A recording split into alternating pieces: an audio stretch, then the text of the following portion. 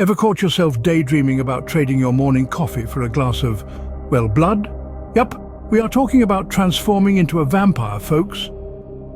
These night owls of the supernatural world, as seen in countless bedtime stories and blockbuster movies, have always piqued our interest. Their forever young look, unusual dietary habits, and super cool abilities have seized our collective curiosity. But how much truth is there in these spooky stories? Could the line between our favorite horror novels and the real world be thinner than we thought? Buckle up, Buttercup. It's time to put our detective caps on and bite into this mystery. Let's take a comical yet scientific journey behind this fascinating theory. Now, to understand the possibilities, we must first explore the realm of science and unravel the mysteries of genetics. You see, genetics is like a grand architect, meticulously designing our physical characteristics, from the color of our eyes to the way we respond to sunlight. But sometimes this architect makes a few unexpected changes. These are what we call genetic mutations. Now, before you imagine X-Men-style superpowers, let's be clear.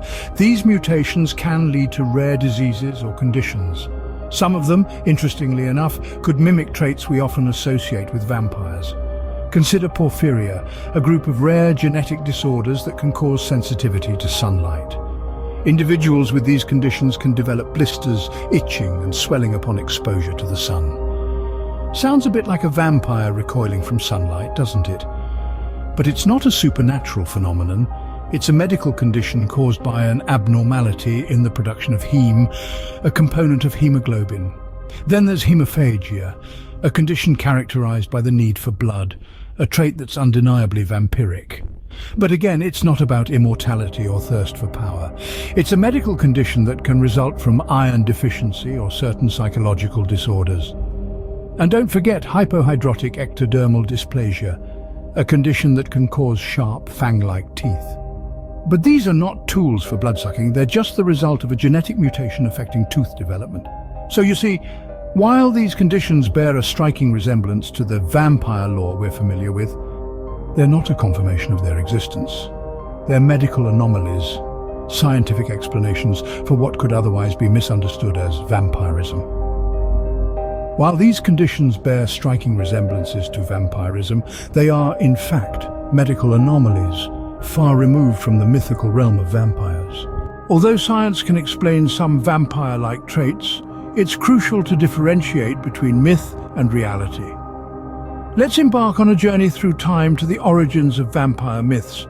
These captivating tales have been woven into the tapestry of many cultures, from the blood-sucking creatures of ancient Mesopotamia to the undead beings haunting Eastern European folklore.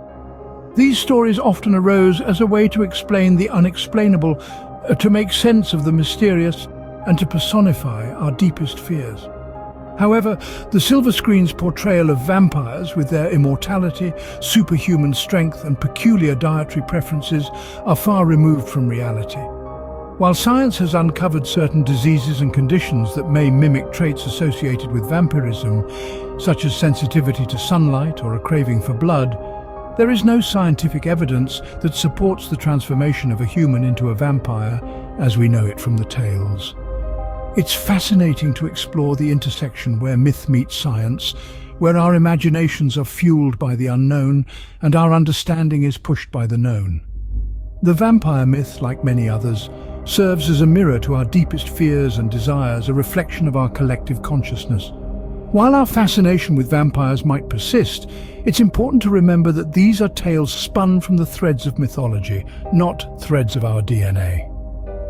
As engaging as these stories may be, they remain just that, stories, captivating figments of human imagination, not factual reality. So, can humans become vampires? The answer from a scientific point of view is a resounding no.